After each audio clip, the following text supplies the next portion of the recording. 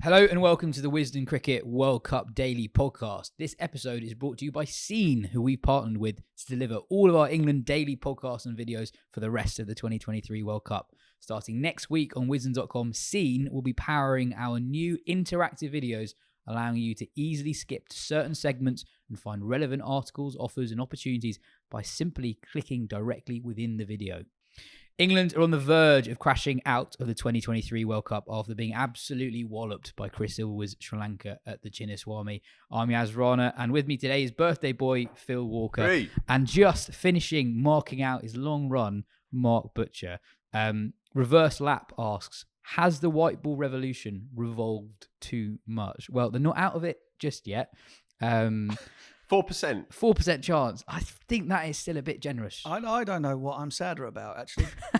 The end of what has undoubtedly been England's greatest ever one-day international era, or the fact that they could still qualify.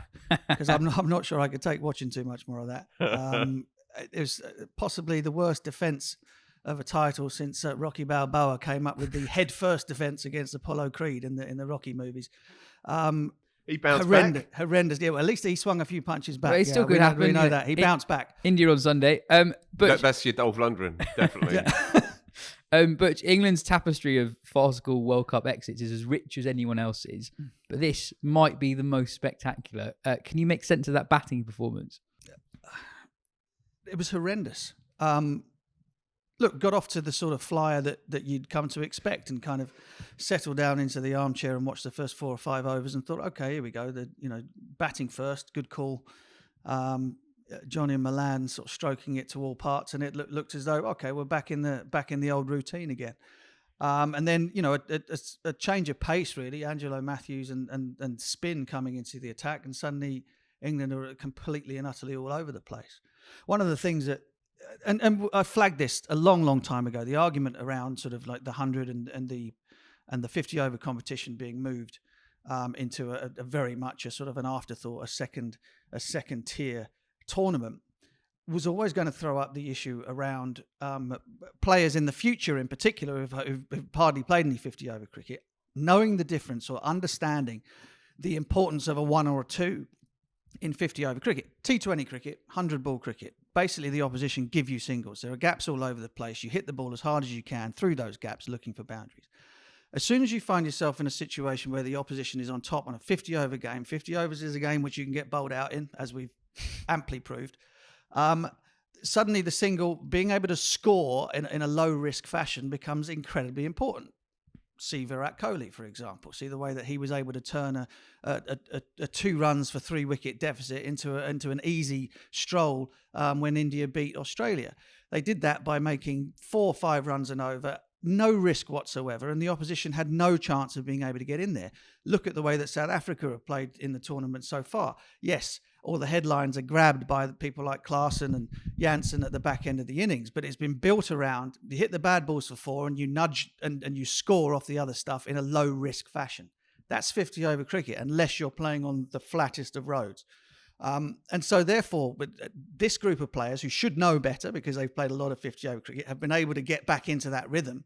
And players in the future, the ones who are at the moment on the England radar, who will take over from this squad because they're all in 30 plus. None of them will make it or none of the ones who played in the game today will make it to the next World Cup.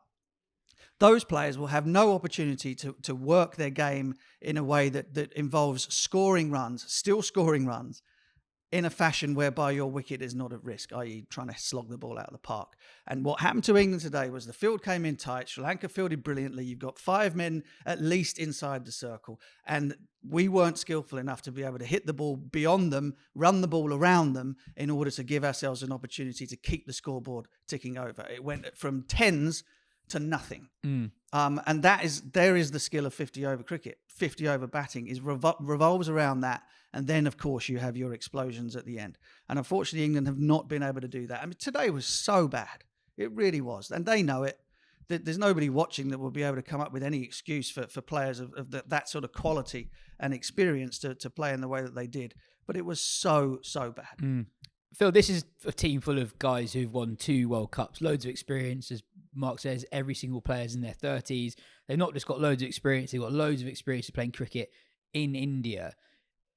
So many of them are just out of nick. You asked before we started recording, does that just happen sometimes? And I can't remember a side this good suddenly have its entire batting lineup look out of nick at the same time. It looks like they've almost forgotten how to play ODI cricket. Well, I think you might have landed on it right on your final line there. They are so out of practice, and they've been so complacent in assuming wrongly now, because the evidence is overwhelming, that one format just bleeds into another. That's been emphatically disproved in the last few weeks. Mark's bang on to talk about the specific and almost unique components of batting in 50-over cricket. 50 overs is a long time in modern cricket. It's not the way we've been playing. No, sure. I mean, one silver liner on my birthday. It's 3:15, and we're already recording a show that should have gone out about 6 o'clock. Anyway, no doubt that they have been guilty of disrespecting, maligning the format, and that is the most glaring problem that I can envisage. And again, Mark's right to talk about the consequences for the next generation, because Stokes, Bairstow, Root, they've played 200 List A games, so you'd think the muscle memory would have kicked in, and perhaps there is an element, going back to your question, of this almost bizarre collective collapse of form and therefore confidence, which is not to excuse, but there's a possible residual reason there. But what it means for the next lot, that's the bigger question, right? I just had a look just now. Ollie Pope and Zach Crawley, to pick out two of the best young players, made their List A debuts 7 years ago and 6 years ago, respectively. Pope's played 31 games in 7 years, and Crawley's played 28 games in 6 years. Now, that is a pretty deep. It's a degradation of responsibility, right? And I remember Pope saying, after he'd made a Test match 100 at Port Elizabeth, and I'm saying, so what's the next 12 months look? Easy peasy question. And he said, well, I'm desperate to play 50 over white ball cricket, but I'm not able to. And that was his first response. It wasn't about franchises. It wasn't about Test match runs. It was about wanting to become the best player he can possibly be. Had any chance to do so. The freedom and the liberation that has underscored the Test match team seems to have filtered into the 50 over setup. We'll just keep going harder, lads. Keep going harder. Well, just as it was an oversimplification in the Test team, and if you were to actually speak to McCullum or Stokes about it, they would say, well, hold on, it's actually a lot more nuanced and sophisticated than that. It seems like there's just been a reversion to those baseline statements with this current team. And you end up you lampoon yourself. Just keep going harder, boys. Don't leave anything out there. All that sort of nonsense. The lack of clarity in how they went about it today, combined with a sort of slapstick horror, and your heart does sort of go out to them, right? When everything's going wrong, you still find other things to go wrong on top of it. It's amazing how it works, right? Two run-outs, your best player just gets sent down the river.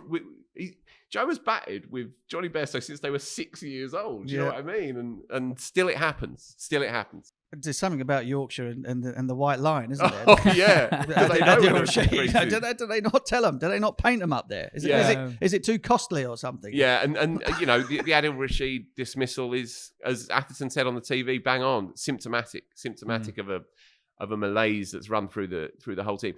Overall, though, at the moment, it remains inexplicable.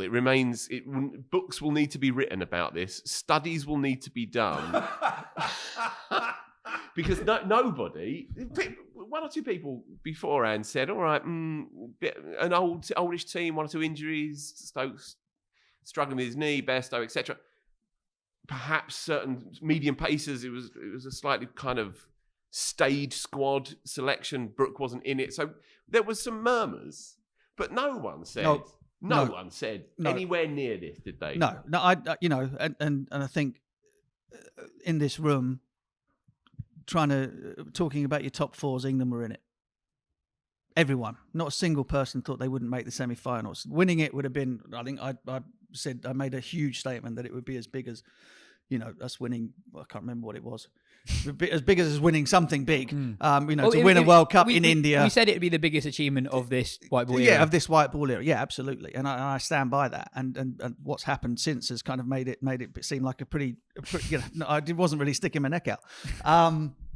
But it would be quite something if they did it from here. It would be quite, this, and as I said, they still unbelievably, they still can. But listening to Mott at the back end there, they've given it away, haven't they? Well, not giving it away, but they know they can't. They can't raise themselves from this. It was just that today was so pitiful, unfortunately. And I do feel for them all because most of these guys, Johnny Bairstow 34, Milan 36, Root 32, Stokes 32, a couple of young'uns. Bairstow 33, Livingston at 30 was the youngest bloke in the team. Moeen Ali 36. It's all of that. It's their last hurrah in the white ball thing, and quite a few of them won't make it to the T20 World Cup either, even though that's just next year. So the whole 11 were 30 something. Yeah, today. Every single the one. first time that's ever happened in a World Cup game, and only the third time that's ever happened in an ODI. Blimey. But did you know that Angelo Matthews was A, still playing international cricket, and B, was at the World Cup? Was still bowling either. Well, yeah. I mean, yeah, it was a little bit of a surprise to see him take the ball. It has to be said. And he bowls 5 overs for nothing. Yeah. I mean, look, Sri Lanka played with a desperation that belied their position at the bottom of the table. They've qualified as well. I suppose there's one thing as far as Sri Lanka are concerned, and we're talking about the lead ups to the competition. They got to the final of the Asia Cup. They had to qualify, so they're kind of they've played a lot of 50 over cricket. They've not covered themselves in any glory up to this point either. But they played with a sort of desperation and a gleam in their eye that this was kind of last chance saloon that England simply didn't. Even when we got them 2 down for 20, I didn't sense there was this kind of like this enormous, right, come on, everyone's surging towards the middle. This is our chance. Let's do this from here. And that pressure lasted for about an over. I think it was kind of like it was all over. And the partnership. Between the Sanka and Samoic Rama that got them through was as simple as you like. There was just no pushback from England whatsoever. They are cooked. Matthews he was parachuted into the squad following the injury to Patharana. That was the first time he had a bowl in ODI cricket since before the pandemic, and he took 2. Which tells you that we're talking nonsense. You don't have to play the game at all. You just rock up and. I thought it was a really canny move from Kusal Mendes to bring on Rana and then Matthews, because England obviously were enjoying the pace that was coming onto the bat, and then as you said, they went absolutely nowhere. And that's been a story for the last few weeks against spin, and especially spin that kind of zips off the surface. Flattish spin, front of the hand kind of spin. They have been clueless, and they were so collectively out of rhythm that Stokes was even missing kind of easy off the hip for one type shots, and he was looking at himself as baffled as anybody else, right? Yeah, but I guess my question, they went nowhere. My question is, I completely get your point about England have really struggled to rotate the strike even against the spin, but Rana bowled 50 deliveries and there was only 1 boundary. Sri Lanka lost 2 early wickets. Rashid came on early, and Nissanka, who's not the most aggressive batter in the world, launched in for 6 over mid-on, 5th ball of his spell. England, as you just said, have not taken risks against spin this tournament, other than the Bangladesh game and other briefly against Ravindra in the New Zealand game. England have got stuck repeatedly against spin. This is where I almost see what Moeen said yesterday about England needing to go harder, because but these are the same players who in the cycle up to the last World Cup were the best scoring against spin in the entire universe. So you can't tell me that suddenly they've had a big meeting and decided, oh, you know what, lads, we're not gonna hit the ball for 6 today when we can. We're just gonna block it instead. That's not it. So what do you think haspened? Well, I agree with you. They haven't decided. Pressure has come upon them. And it's sort of a lack of, because that lack of confidence throughout the squad, they're kind of not trusting the fact that it doesn't matter if I get out, because the next guy will come in and smash it instead. Which is what the whole the ethos of Owen Morgan was built around, was don't worry about it. You don't have to soak up any pressure, because the next guy will come in and he'll go hard. We'll find somebody that can do it.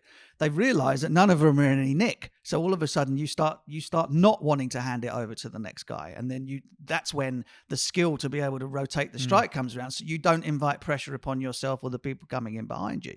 You know, that you look back to that the first game against New Zealand, and that for me was kind of, if Owen Morgan had still been captain, for example, of the New Zealand game, right? What would they have done in the second game? They would have come out and they would have gone harder than they did in their problem again. The New Zealand game was not that they didn't go hard enough; it was that they kept slogging it up in the air and only got 280 in the end on what looked like a flat pitch. They got off to a fabulous start, and they did what they have always done, and it didn't work. Right? In the old days, that doesn't work. Owen Morgan fronts up with a press and goes, you know, they'll say, oh, well, you know, you kind of gave it away there today. You probably should have made 350. You go, yeah. He'd probably say, yeah, we probably should have made 350. But we'll go just as hard the next time. There won't be any sort of discernible change.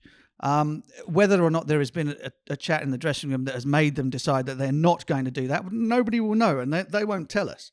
What I will say is the decision to win tosses and decide to bowl first you know, they did the right thing today. They just played unbelievably badly doing it.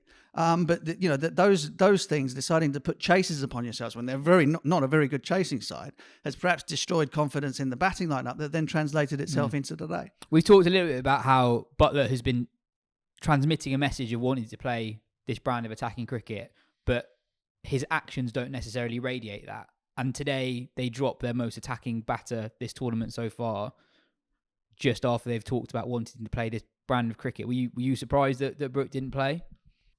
I was. I don't agree with it. I didn't agree with it at the start. But I've spoken about Brook every week for the last 4 weeks, and I keep trying to tell myself that he's going to become a top player very, very soon in 50 over white ball cricket. But he's only really performed on one day, so it's a flimsy position that I'm in for sure. I could understand the reasoning to bring back Livingston and Mo, so at least now you got options. You got 3.5 spinners, including Root as well potentially. But the only issue with that is that you've left out Livingston in the previous game when I fully expected him to play, right? You bring Moeen back in, who should be one of your frontline bowlers. He's a more experienced and probably arguably a better bowler than Liam Livingstone. So they could have just brought in Mo and left Harry Brook and still had the same batting. I didn't need to bring Livingstone back in, which would have been my selection. As I've said all along, if your bowlers are ineffectual, then you may as well recognise that and accept it. If everyone is going between 6.5 and 7.5 and over, I take that at the moment. Sure, but you know what I mean. Yeah. Then you look for your points of difference, and Harry Brook is a game changer at number 5-6, and the only bloke who's looked in any nick. Right? Yeah. Played okay for 20 odd the other night, got a good one, but obviously made a good 60. And the only one to actually look like he had a clarity of thought in the New Zealand game is just that he skewed one up in the air, made 25 in 16 balls. I'd have picked him here, but look, you're shuffling the chairs. That's not why they lost. No, it is not. But Liam Livingstone is an interesting case study, right? And we spoke a lot about him in the build-up to this tournament, and I said something along the lines of how he goes will indicate how well England are going to go. But if you look at his story again, he's been selected almost entirely on 20-over cricket form, where his raison d'etre with the bat, and I know it's complicated by what he does with the ball, and I don't knock him being in this squad for the full package, but he's a one-dimensional hitter over straight mid-wicket and square leg in 20-over cricket, and sometimes it works, and sometimes it works spectacularly, and he's eminently clippable. You know, he'll stick a ball out of Headingley, and it will appear on Twitter, and so on and so on. But there is no nuance, there's no subtlety, and there's no real batsmanship, or there's scant evidence of that in his story up until now. Now, I know he made the good 90 against New Zealand. That was an absolute outlier. Now, this is not entirely his fault, because he's hardly played any of it either. You know, he's the face of the 100. So he's coming in, batting in the fulcrum. He's batting in the Dhoni position, right? Yeah. Number 6. Michael Bevan. Liam Livingstone. Right, yeah. Both exactly. bowl a bit of filthy wrist spin. And his shot today drove me potty, because I just thought it was. I don't want to put words in because it would be unfair on the lad, right? But the shot was not the shot of a number 6, right? And it was the shot with your team up the creek. Yeah. It was the shot of a player who understands 20-over cricket and the one-dimensional specific role that he occupies in it. But that is a world away from what was required in the here and now. And his record with the bat it's impossible to justify his position in the team. Certainly in the top 6, in the top 8 perhaps, top 9. Butch, what have you made of England's general attitude towards this World Cup? Less than a year ago, Root decided to play in the ILT20 over an ODI series against South Africa, in effect meaning that he wouldn't play any ODI cricket for 14 months leading up to the New Zealand series.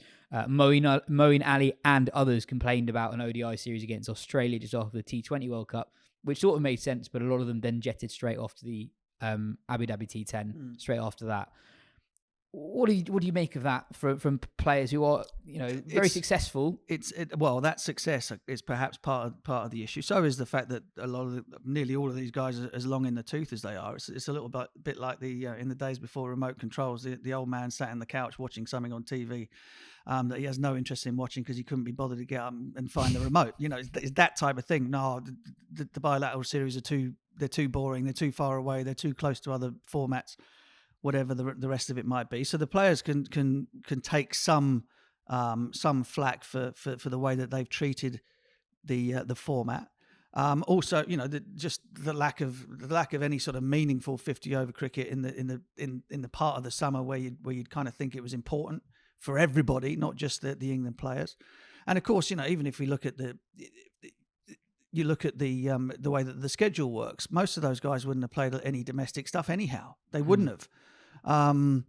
But and I've said this on the pod before, so excuse me, listeners, if I'm repeating myself, but the sort of hubristic way in which the entire 50-over format has been treated ever since winning it in 2019 leaves you in a position where it would have been an absolute travesty had we managed to defend our title, let alone get to the semi-finals. It really would.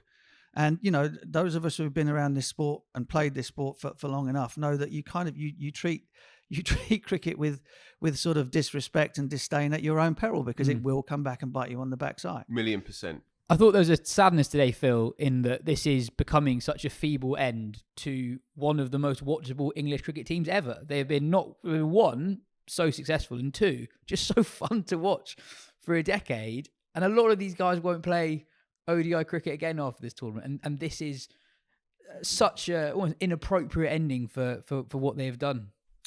And they've still got another 3.5 weeks of it, travelling all over one of the vastest, biggest countries on the planet. And this is further evidence that cricket is the cruelest sport by 1,000,000 miles. It feels like an Ashes tour, doesn't it? It does. It really feels like an Ashes tour. Yeah, and I asked Butch beforehand, and who's obviously no stranger to a tough Ashes tour, but you were going to play a great cricket team, and you were hoping not to get whacked. And one tour, you actually did all right and almost got to Perth with the thing still running. But the point is, you didn't really expect to get much out of it because you were a slightly and sometimes significantly inferior team to one of the great teams ever. What makes this a deepening mystery, the more we talk about it, is that there is so little explanation for it. Jos Buttler has got out in the same way now, I think, in four games straight. Yeah. But it would be devastating if that is the vignette, right? If that's the sort of the motif of the latter stages of his England career, because he changed the English game. He'll always have that legacy. He's lifted a trophy. He's lifted 2 trophies. But look, when it's done, it becomes a brutal place to be, right? Yeah. And I always remember Atherton saying, but you'd echo this, Mark. And when it hits you hard when you're over the hill, you can just about keep your footing until you can't, and then you tumble fast to the bottom. Yeah. And you're seeing it. Watching some great players in real time. Yeah. I mean, look, there are certain aspects to this, and I know that having seen a little bit of the huge amounts of confetti coming in on Twitter and other places, refuse to call it X, around sort of the leadership and all the rest of it. I think Jos I'm not entirely sure that Jos was the right man to take over from Owen. Although, again, you could point to that and go, well, who else at the time? And Owen is an incredibly difficult man to follow in terms of leadership. It never struck me that it sat particularly well on his shoulders. He's not as bulletproof as say Owen was. Owen not demonstrative in any way, and neither is Jos. But Owen kind of is so singular and single-minded, and you never got him to backtrack or anything. There's no way on earth that Owen would have turned around at the back end of the game in South Africa and said, "Well, you know what? I think we got selection wrong, and I think we got the toss wrong, and all the rest of it." He gone, no. We do it again. Right? If I got the chance, I'd do it 100% the same thing, because that he would say that, perhaps not believing it, but because the message goes to the guys in the dressing room. Follow me. These are the calls. I will take it on my shoulders, but this is what we're doing.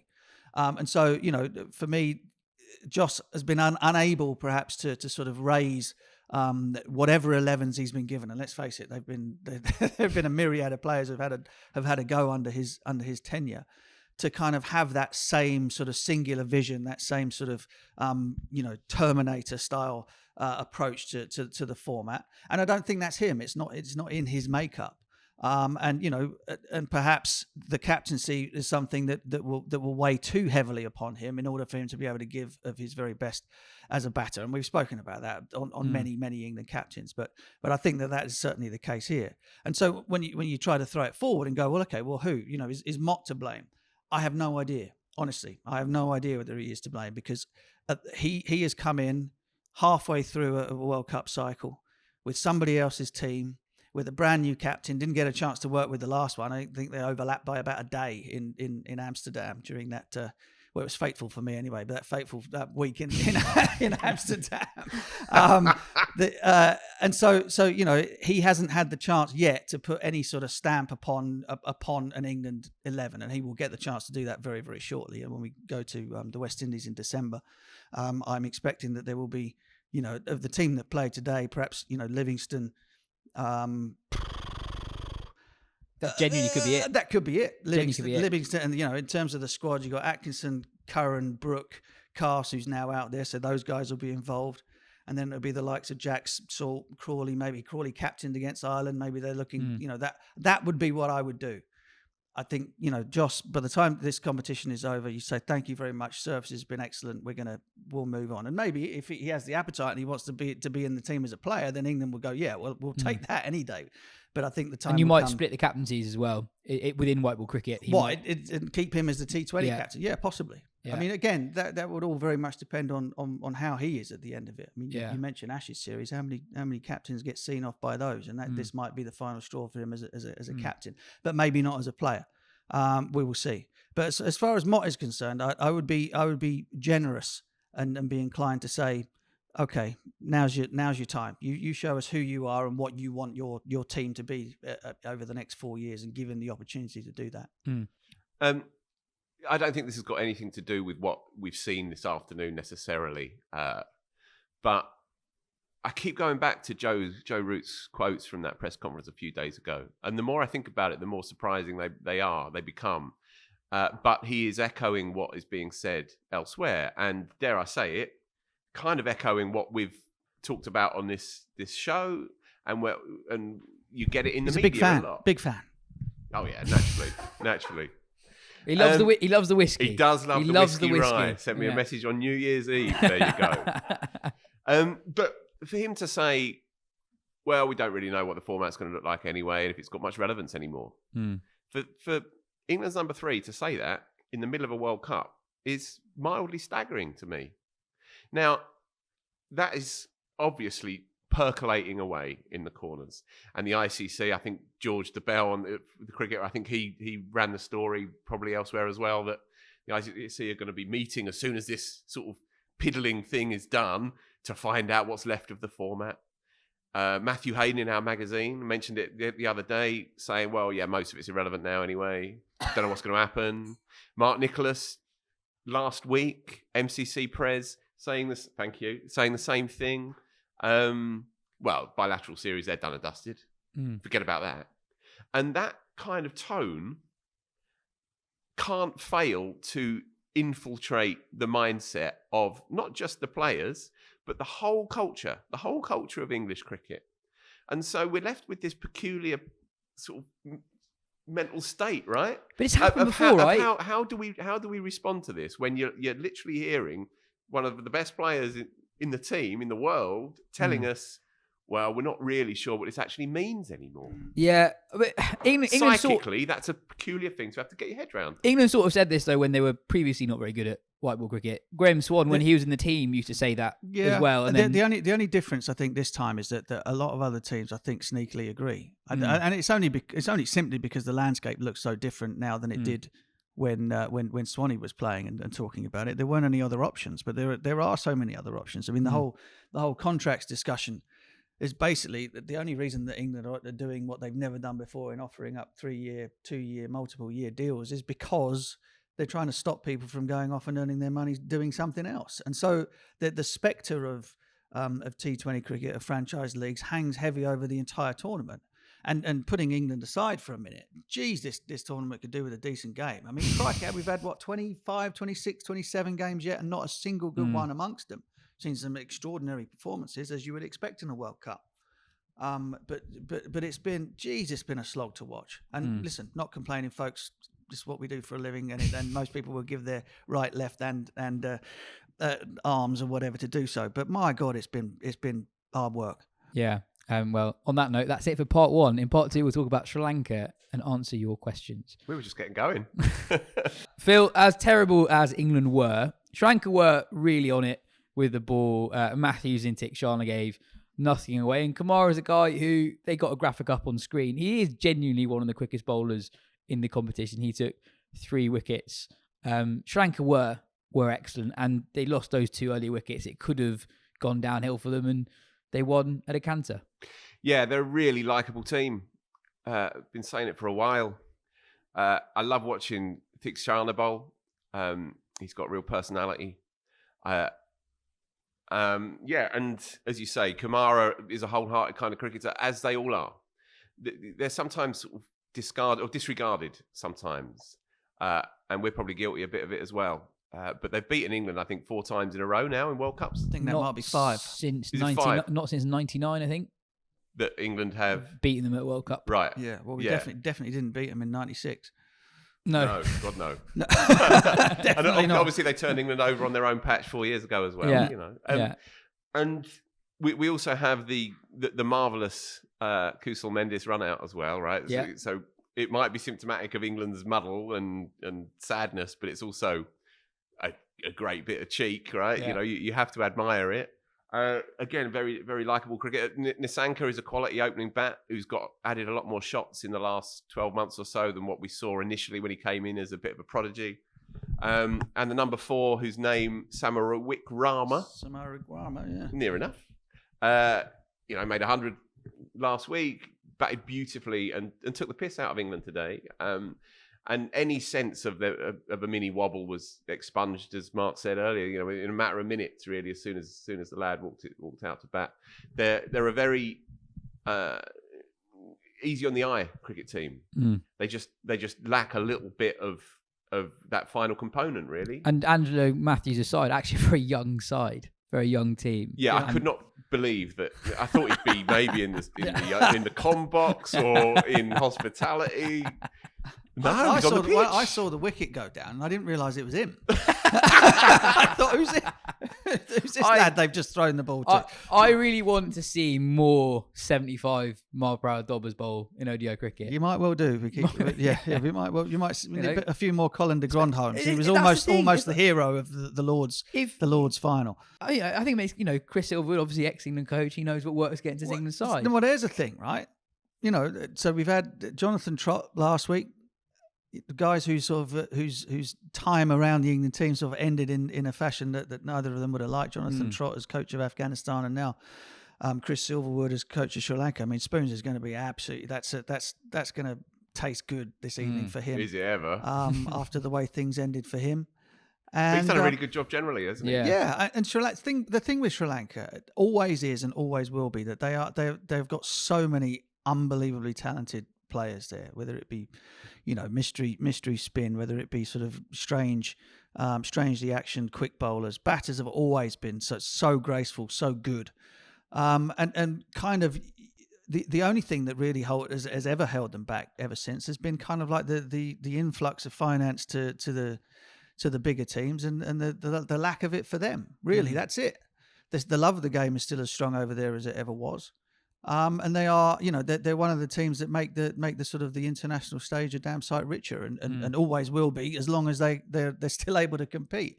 And they've just shown, today that they've got some fabulous cricketers and always produce fabulous cricketers. Great coaching, great love for the sport, and given a fair win, they could be back up amongst the very best again. Probably not in this World Cup, but at some point.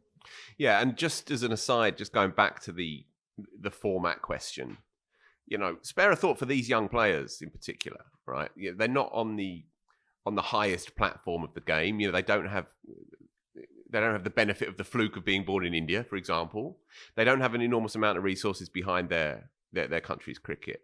But this is not just a career high. This defines who you are as a cricketer, really. There are some test players in there, and they punch above their weight. They were a couple of games away from making the WTC final. But you can't say to any of these cricketers, well, sorry about 50-over cricket, but it's rather out of vogue now. So, move along. Go and find somewhere else to play. Oh, I bet they can. Yeah. But the same applies to, even more so to the Netherlands, for example. Try telling these cricketers, Baz the leader, Scott Edwards, these kinds of cricketers, sorry, but, we've had enough of it now. As if the kind of the disdainful attitude that we've allowed to seep in over here and in other parts of the sort of first world of cricket, the power brokers. Well, think about the impact of this kind of disdain towards the format to the emergent nations, the lesser finance nations, the lesser resource nations, because it's an ugly stance to take, I think, and it disregards and dismisses the significance of it to players like these Sri Lankans that we mentioned. Well, Sri Lanka now have 2 wins and face Afghanistan next. So one of those sides will have 3 wins after 6 games. So it is just about possible that one of them at least challenges in the final week for a place in the final 4. And a reminder, England... How is it just about possible that we're still in it? How? Because if England win the next 4 games, which it's a big if. Yeah. They finish on 5 wins.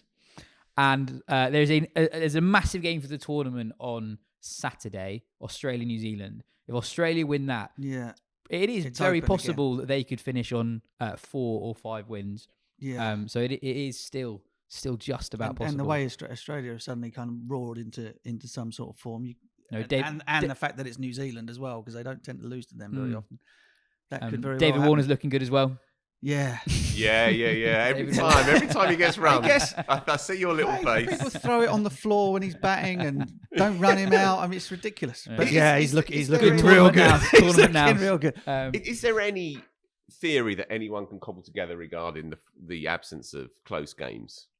Or is it just weirdness? Cricket being weird again? Ben talked about it quite well yesterday. The most compelling argument I've heard is that the attitude to chasing has just changed, and that's come from T20 cricket.